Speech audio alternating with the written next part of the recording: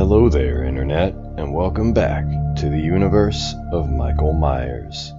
Today, we are going to take a look back at the origin of Michael Myers' cursed bloodline and the early history of Haddonfield.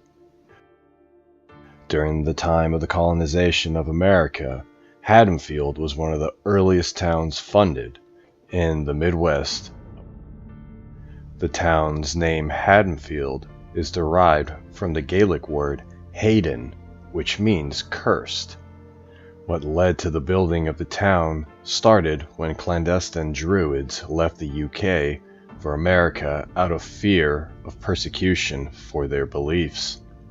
At first they thought they might have found paradise, but then the witch trials gained traction, and a group of New England Druids, led by Murphy Myers, headed out west to escape the trials. Murphy's Druid cult was very, let's say, old school when it came to their rituals.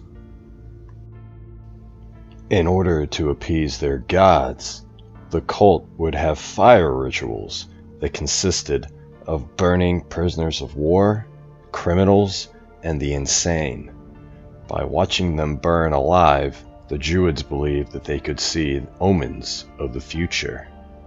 The darkest ritual of all was the Curse of Thorn, aka the Curse of Samhain, or, as Dr. Loomis would say, Samhain. This curse was placed on a single family and would curse the family for the benefit of the tribe. The curse would protect the tribe from disease, famine, and natural disasters. As Tommy Doyle put it, the sacrifice of one family meant saving the rest of the tribe. The Curse of Samhain was put on the Myers bloodline over 2,000 years ago. The Curse of Samhain over the 2,000 years would affect family members of the Myers family in different ways depending on the gender of the offspring. The women would sometimes suffer from visions from clairvoyance, and sometimes telepathy, but that was usually the extent of the curse. For men, it was far worse if the curse came to fruition. Every firstborn male was born with the dormant seed of Samhain, but sometimes the seed of evil would stay dormant, and the man would live a normal life.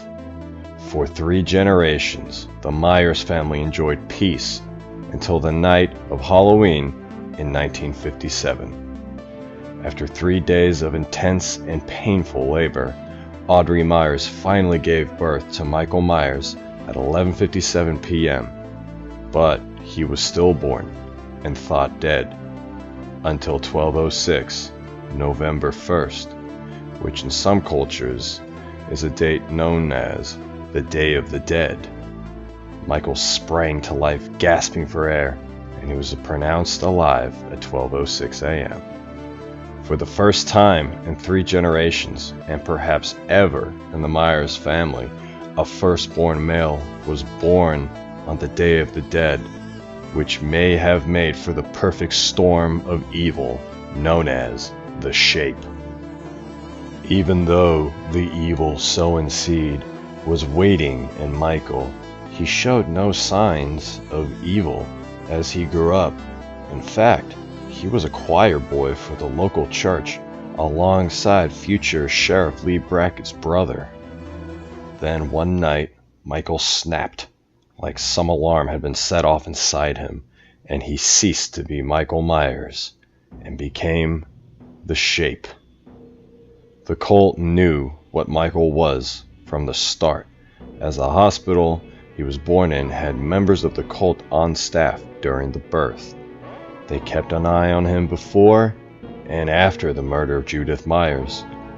All this information came to light when Tommy Doyle continued his search for a way to kill the Shape.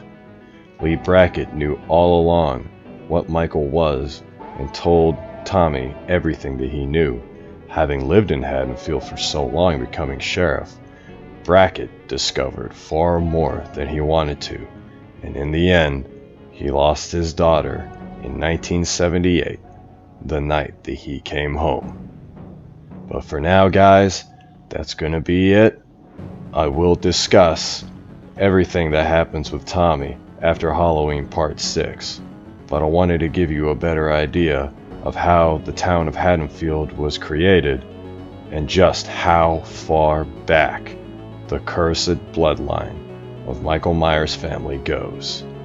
Remember, guys, if you enjoyed this, please make sure to like, share, and subscribe, and I'll catch you later. This has been the Wrestling Movie Guy.